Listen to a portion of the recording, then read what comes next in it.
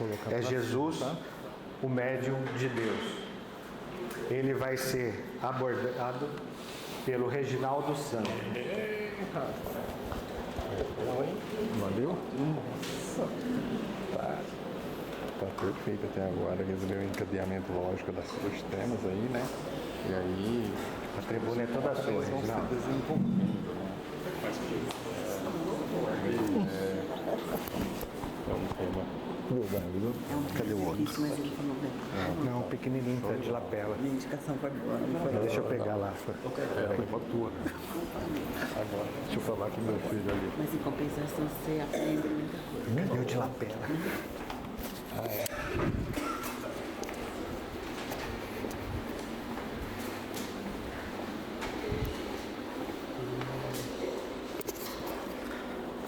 Você não tem slide, né? Não. Tá, então beleza.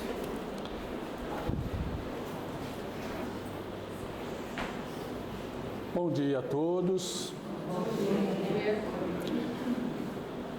É um sábado abençoado, né?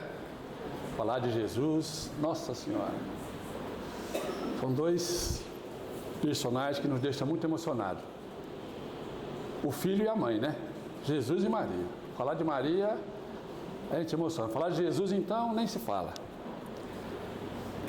Passei um susto aí nos coordenadores do seminário hoje. Cheguei em cima da hora, né? Mas sabe uma coisa? Neto não é fácil, né? Ainda mais no dia do aniversário, né? Nossa Senhora, fazer um aninho aí você fica todo. A hora não dá certo. Mas vamos falar aqui de Jesus, né? O médium de Deus. É um tema muito interessante, porque... Dá licença, Reginaldo, acho que Opa. você não desligou aqui. Desliga. E tecnologia não é comigo, né? Ah, melhorou agora, né? Ah, então, muito bom. Então, gente, falar Jesus, o médium de Deus. Vamos lembrar aqui que no livro A Caminho da Luz, logo no primeiro item, Emmanuel relata para a gente sobre a comunidade de espíritos puros que reuniram na crosta terrestre duas vezes apenas, mostrando para a gente que eles são bons de reunião, né? Porque em milhares de anos, fazer duas reuniões só, eles são ótimos em reunião. Eles são fantásticos, né? E a segunda vez que eles reuniram foi para decidir quando o Senhor ia descer na face da terra. Ali foi escolhido Jesus. E ali foi decidido que Jesus seria um médium de Deus. Ali ficou dito que ele era um médium de Deus. E interessante é que nós vamos encontrar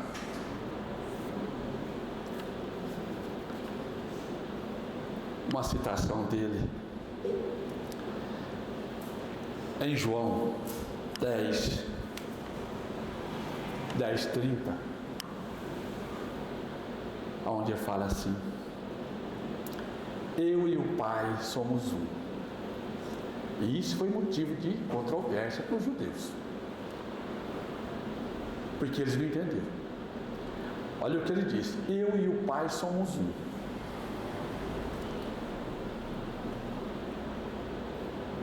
Mas ele falou somos um. Por que somos um? Porque ele veio aqui representar a vontade de Deus. E quando você representa a vontade de Deus, você está fazendo a vontade do Pai. Portanto, você e ele é um. E Jesus, mais do que ele nunca, cumpriu fielmente o seu papel. Porque é um espírito puro. É um Cristo que tem domínio sobre a matéria. Coisa que nós não temos. A matéria que nos domina. Haja vista eu hoje, correndo atrás de festas materiais, com um banquete desse aqui. Mas é a vida. Nós ainda estamos aqui no plano de provas e expiações, onde Jesus é o nosso governador e mestre, como o nosso irmão falou aqui na questão 625 do Livro dos Espíritos, modelo e guia, para ratificar para a gente justamente isso. Hoje é um dia, nessa casa, como todos os dias, mas é um dia especial, falar do nosso querido mestre. Então aqui, aonde ele fala justamente que eu e o Pai somos um, depois apareceu outra citação dele falando de uma coisa muito interessante. Também está em João 14,6. E ele fala assim: eu sou o caminho da verdade e da vida. Ninguém vai ao Pai se não for por mim. O que ele quer dizer aí? Que ele é o médio de Deus. Se quisermos chegar ao Pai, temos que ir a Ele. Temos que ir a Ele.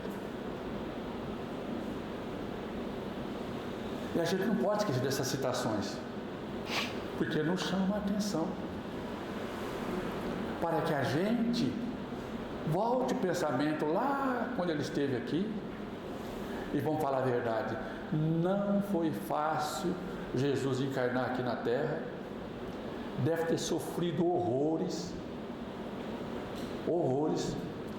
para baixar a vibração de um espírito puro, para vir aqui no meio de nós.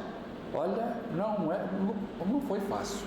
Sinceramente, tinha que ser um espírito como ele, para nos trazer a informação que trouxe. Imaginamos nós aqui, sai do nosso conforto de casa, ar-condicionado, aguinha gelada, sentado no sofá, com a perninha cruzada, tranquilo, um bairro bonito. Você sai dali para ir morar na favela, num barraquinho, que não tem saneamento básico, não tem nada. Você já imaginou? A gente sair do conforto nosso e morar num lugar desse? Como é que seria? Agora nós podemos tirar uma base, o que aconteceu com Jesus. Sair de lá de onde ele está e descer aqui, para nos trazer a sua mensagem divina. Como foi penoso para ele, mas ele veio e cumpriu fielmente aquilo que ele tinha que cumprir para todos nós. Ser um médium de Deus para a gente.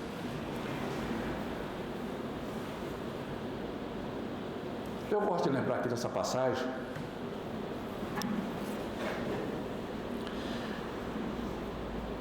da transformação da água em vinho. Porque tem um ponto aqui muito interessante, que a gente precisa fazer refletir sobre isso. Transformação da água em vinho. Também está em João, foi o único que relatou essa passagem. Porque não teve tanto impacto, porque ficou ali, pouca gente viu, ficou sabendo daquilo, até porque era uma festa de bodas, né, de Caná.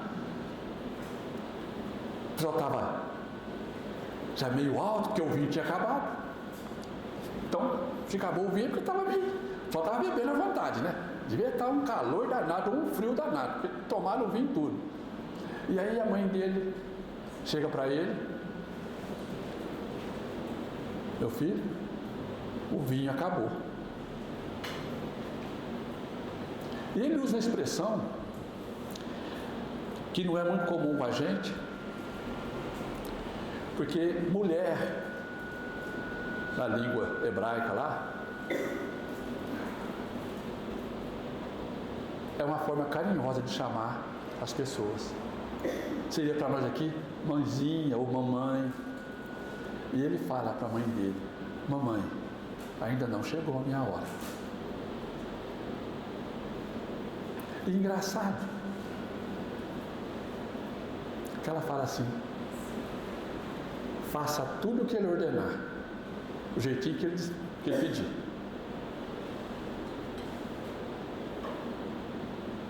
Olha só, a mãe falando para o filho, faça tudo o que Ele ordenar. Quer dizer assim, eu não estou perguntando se chegou a sua hora. Eu estou falando que o vinho acabou e tem que transformar a água em vinho. E você é o único que pode fazer isso. E Ele obedece. Sabe por quê? O recado sutil para a gente. Ele está mostrando para a gente que todos nós que viemos aqui reencarnar temos a nossa missão que Deus nos deu. Quando é que vamos começar? Quando nós decidirmos. É nós que decidimos. Não é Deus que fala assim, ô meu filho, é agora. Agora está na hora de você fazer aquilo que você combinou. Não, você decide. Porque nós temos livre-arbítrio. A mãe sabia disso. Isso traz para mim uma beleza. Porque muita gente fala que Maria não sabia quem era seu filho. Nessa passagem fica claro que ela sabia. Sabia quem era ele e o que ele podia fazer. Porque ela também era um espírito nobre. Ela não falou para ele: eu sei que não chegou sua hora, então não faça. Ela falou que o vinho acabou e falou para ele: faça tudo o que ele ordenar. E ele transformou a água em vinho. Quem quiser essa explicação vai encontrar isso no Gênesis de Kardec, capítulo 15. Está lá a explicação. Gênesis está lá. Como foi que ele transformou a água em vinho, e também tem as transformações dos pães e peixes. A explicação está lá. Simples como aconteceu. Gênesis capítulo 15.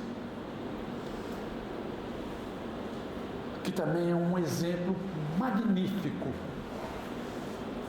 Essa transformação dos peixes e pães.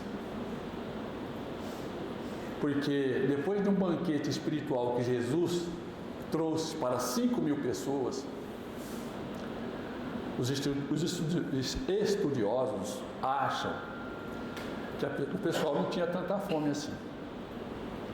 Porque quando você está bem espiritualmente, a gente sabe retirar da atmosfera o que o corpo precisa, sem ter conhecimento.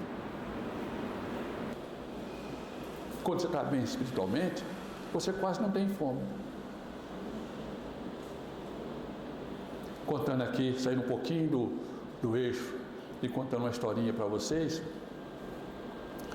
que nos anos 70 o Chico foi na comunhão espírita de Brasília. E a Maíse conta que elas reuniram, as moças reuniram, fizeram um banquete de comida, que ia passar a noite. Quando o Chico ia lá, passava a noite, psicografando, respondendo para as pessoas. Fizeram muita comida. E arrumaram rosa por toda a cidade. Que o Chico queria dar uma rosa para cada pessoa. Interessante, quando chegou 6 horas da manhã, todo mundo cansado, mas não tinha nada para degustar, tinha acabado tudo. A comida tinha acabado. E ela perguntou para o Chico assim: Chico, você não está com fome? Ele falou: mas o amor não tem fome, minha filha. Olha só, o amor não tem fome. A gente se alimenta com a alegria das pessoas.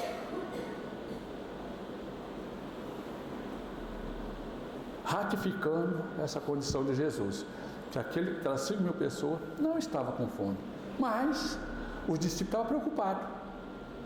E aí ele pergunta: o que tens? Porque se uma pessoa está com fome e passa na rua e te pede alguma coisa, a primeira coisa que você faz é o seguinte: o que eu tenho para dar para ele? Não é isso? Você não pergunta para ele o que ele gosta. Você pergunta: o que eu tenho para dar para esse irmão? Ele perguntou: o que tens? E aí os discípulos falam: nós temos 5 pães 2 peixes. E ele pede para eles se acalmarem, sentarem e buscar a meditação. E ele levanta os olhos para o céu, e uma rogativa ao Pai, e manda distribuir os pães. Alimenta 5.000 pessoas. 5.000 pessoas.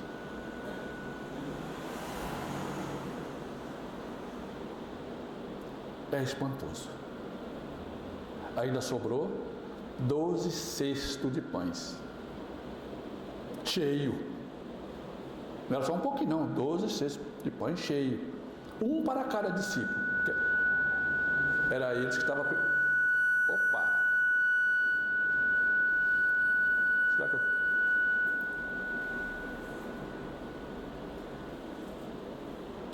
E melhorou.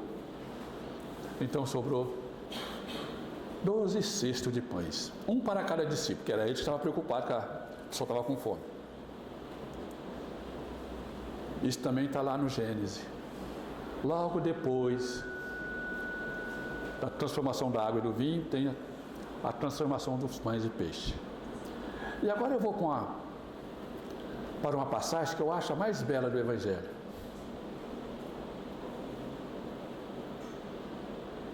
Que é quando Jesus chama os discípulos e fala: vamos atravessar por outro lado. Isso também é de uma beleza fantástica, porque ele fala: vamos atravessar para o outro lado. E todos entram no barco e começam a navegar. E Jesus vai para a popa,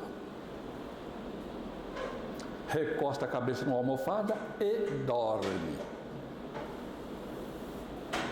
E dorme. E aí vem a tempestade. E os discípulos ficam apavorados com aquela situação. Porque a água começa a entrar no barco, o vento é muito forte, e Jesus dormindo. Aí resolve acordá-lo. Mestre, o barco vai afundar, nós vamos perecer. E ele levanta e acalma a tempestade. Eu gosto dessa passagem porque ela é muito interessante, ela chama a gente à reflexão. Quando Jesus chama para entrar no barco para atravessar do outro lado, ele está falando para a gente, na sutileza, o retorno nosso à existência física.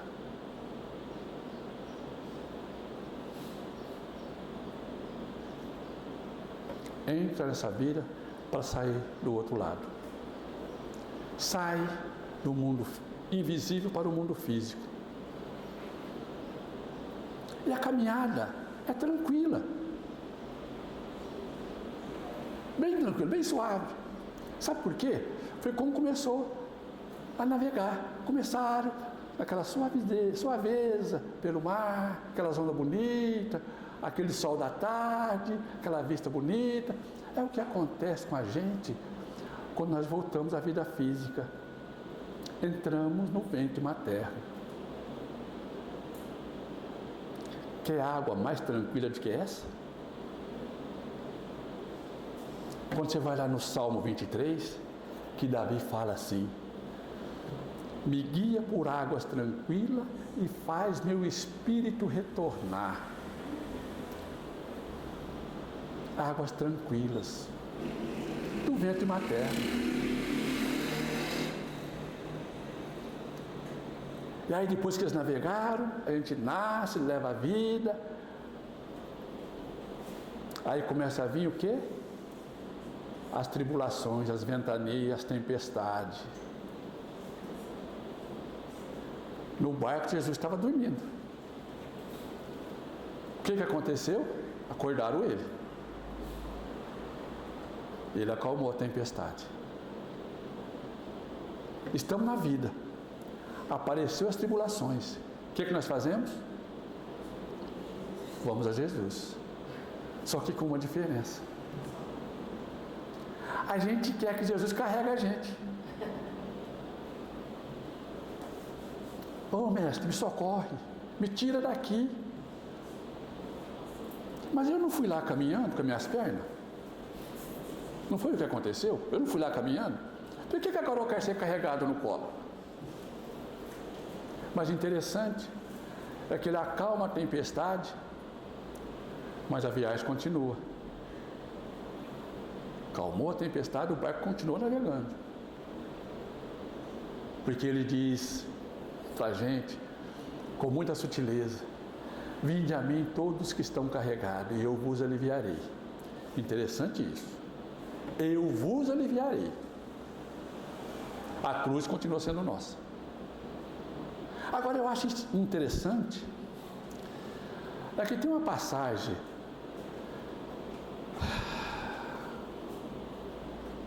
no livro Nosso Lar, onde eles falam da ministra veneranda, em que ela tem 1 milhão de horas de serviço, ininterrupta. Sempre trabalhando pelo próximo. Veneranda. Uma pessoa importante da colônia Nosso Lar. Dá para nós pensar que Jesus dorme? Se Veneranda não dorme, Jesus está dormindo? Mostrando para a gente que quando precisarmos dele, ele vai estar à nossa disposição. Não da forma que nós queremos, mas da forma que nós precisamos. Da forma que nós precisamos. Porque nós ainda não sabemos pedir. Nós ainda não sabemos pedir. Então essa passagem da tempestade, acalmando a tempestade, é justamente o que acontece nas nossas vidas. Quantas vezes a tempestade bate em nossa porta, nos chamando à reflexão, não ao desespero, mas à reflexão. Voltar para dentro de nós e analisarmos com serenidade o que está acontecendo. Como ele disse para os discípulos: serene, sente-se e se serene. É só calmo, sereno, que nós vamos visualizar o problema. Eu gosto muito de uma frase interessante em que se diz assim: eu estou cego de raiva, e está mesmo. A pessoa, quando está com raiva, com ódio, não enxerga nada. Exemplo de Jesus: se assentem e asserenem. Busque o seu interior. E aí ele transforma os pães e os peixes. Ensinamento maravilhoso. Entrar no barco e navegar quer dizer a gente está navegando. Nós não lembramos do nosso barco. Que barco é esse? Esse barco físico aqui, que eu estou andando pela rua, que eu aprenda a cuidar dele, para que quando vier a tempestade, eu ter tranquilidade de lembrar que o mestre não está dormindo. Se ele estiver dormindo, é só acordá-lo.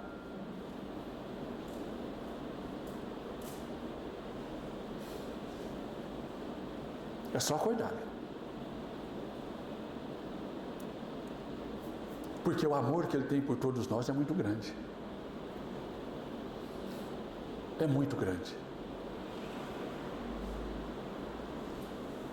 Quando você vai até Jesus, um dia como esse, nessa casa, eu cheguei aqui cansado, com medo de chegar atrasado. Quando eu pus o pé ali na porta, eu entrei. Peguei um copinho d'água e tomei. Foi embora tudo. Não tinha canseira, não tinha nada. Porque desde as 8 horas até agora, nós estamos falando de quem? Do nosso governador espiritual. E ele disse sabiamente, como médium de Deus que é: onde tiver 2 ou 3 em meu nome, lá estarei. Vocês duvidam que ele está aqui? Por isso, quando eu entrei ali, eu senti a diferença. E olha que eu sou casca grossa, hein? Ixi, eu não tenho visão, não vejo, não sinto nada, mas eu senti que melhorei. Aquela agitação que eu vi, correndo pela rua, com medo de não chegar, chegou aqui e passou. E aí você tem a certeza, Jesus está aqui. Como médium de Deus, Ele está aqui.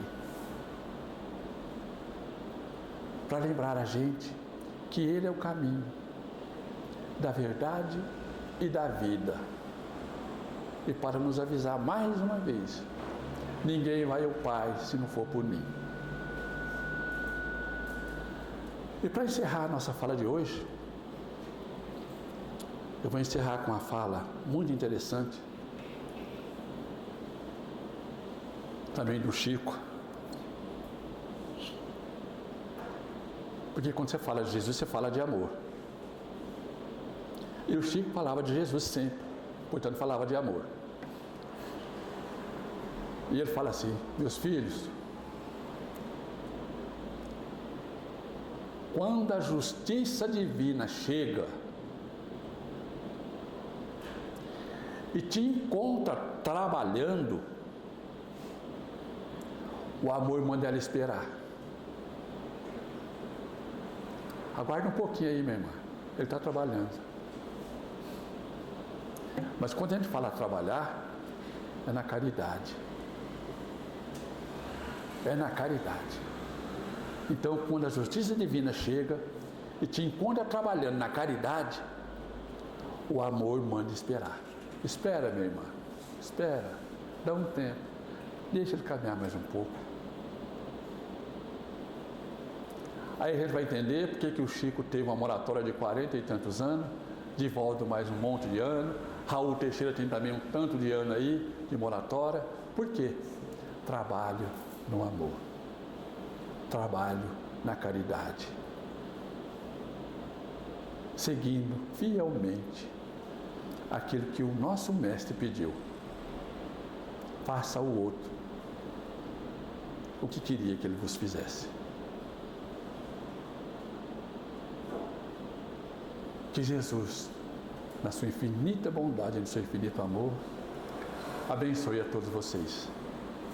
E que vocês tenham um sábado abençoado e uma tarde iluminada. Fiquem com Deus.